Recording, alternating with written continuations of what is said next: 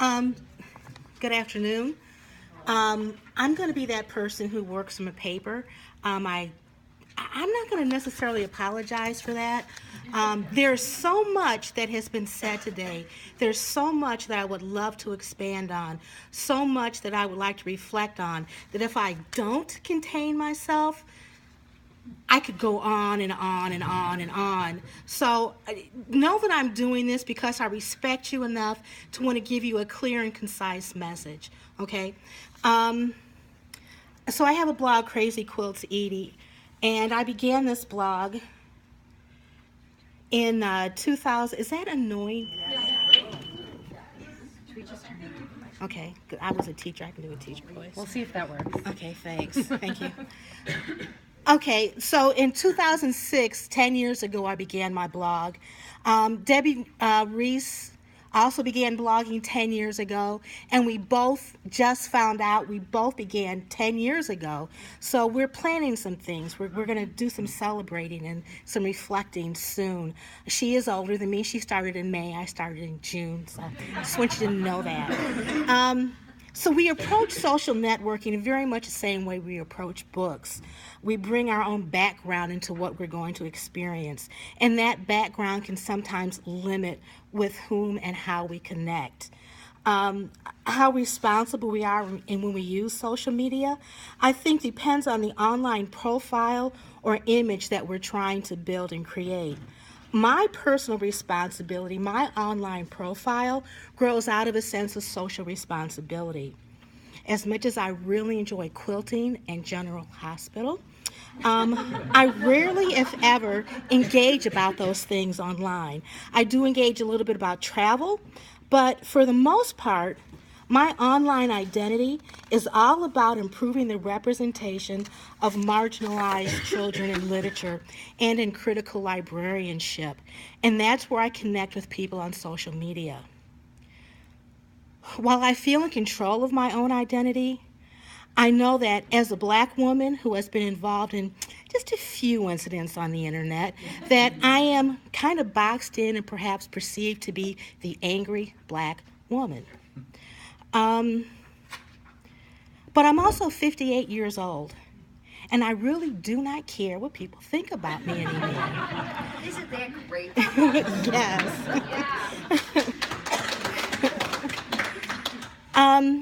And social networking is one space where there are so many Native voices and so many voices of people of color that I don't feel like I'm representing an entire race, unlike in this room right now. I do represent myself in all that I am, and I choose to engage with integrity. In recent controversies surrounding a fine dessert and birthday cake for George Washington, I never personally criticized the authors or the illustrators. I truly believe that both of those books represent something in publishing that is much bigger than any of them. Social responsibility expands beyond social networking. I think that if you choose not to play by the rules in real life, or if you exude entitlement in real life, you're going to do the same thing in social media. I realize the responsibility to be honest, to be engaged, and to be current. I've mentioned that we all tend to find and follow those who are like us and those who agree with us, for the most part. I have connected with some in Kidlit simply because they're in Kidlit, not because we share similar ideas, such as Meg Rosoff.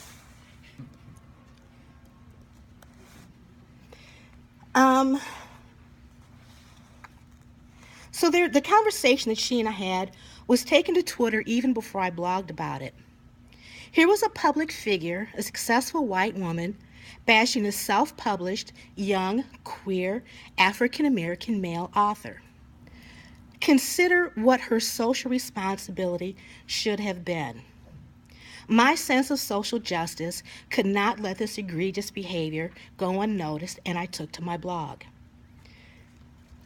Did it reach viral proportions because of her name or because of what was said?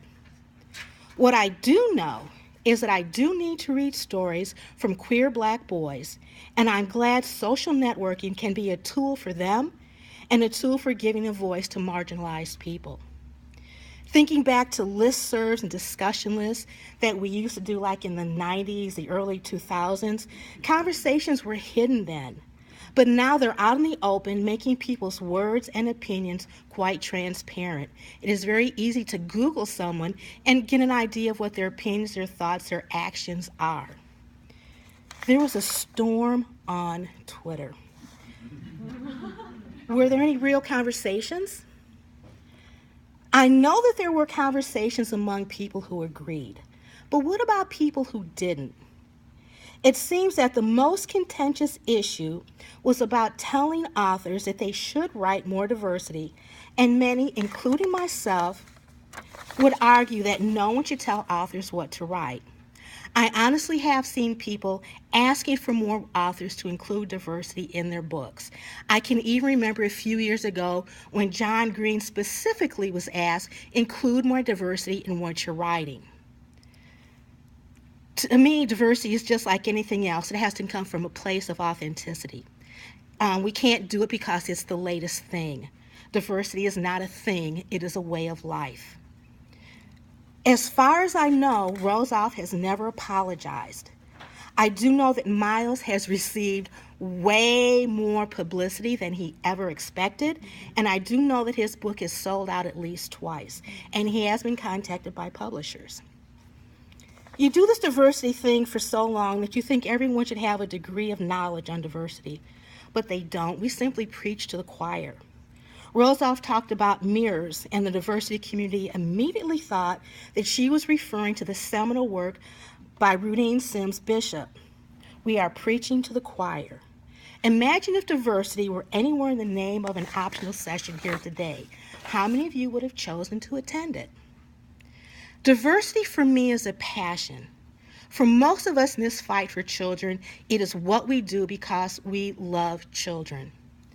About 100 years ago, Langston Hughes and Arnold Bontemps fought to get books produced that accurately portrayed African American children in books because even 100 years ago, African American children were reading books. It is a passion, and that passion guides my social responsibility. Yet it is a very small part of what I do. I am not, and I do not want to be the diversity librarian at my library. I do not talk race, social justice, and prejudice 24/7. But when I talk Kid Lit, social justice, better representation, and diversity are typically what I talk about. Where do we have spaces where we can engage with others with differing opinions and still have a meaningful change of ideas? I try to facilitate that with a large fears session on Twitter the first Tuesday on various diversity topics on Twitter. I hope that large fears can become a safe space for discussion, and that's why that discussion is out in the open, to bring more people into the diversity discussion. As my followers on Twitter and Facebook and my blog continue to grow, I am more aware that what I retweet and what I say. I have to kind of begin to think that people might be listening to me, and I have a responsibility to the community of people with whom I work who also fight for diversity to be honest and to stay informed. That's kind of hard when you get old. I do not try and keep up with pop culture. I am a librarian. And there is a rhythm to the language of young people today. There are words and visual references I do not understand. I realized at the very last moment this morning, in fact, when I was leaving my room, that there were so many different directions I could have taken this presentation, from teaching social media to students, to strategically and responsibly use it to build a career, to network for professional reasons, or how we can use social networking to change a government. I chose to give you a personal glimpse on how I use social networking. It's given me the opportunity to connect with other diversity Jedi, that's what we call ourselves, #diversity Jedi, with people who are really making a difference for others, for our children, and for America's future. Notice I did not say for children of color. I said for our children, because all children need to see better representation in children's books. I've connected with so many librarians, academics, authors, publishers, and activists who are each doing critical work for our children. I've been able to grow from what I believe in my heart to be part of a very vibrant network.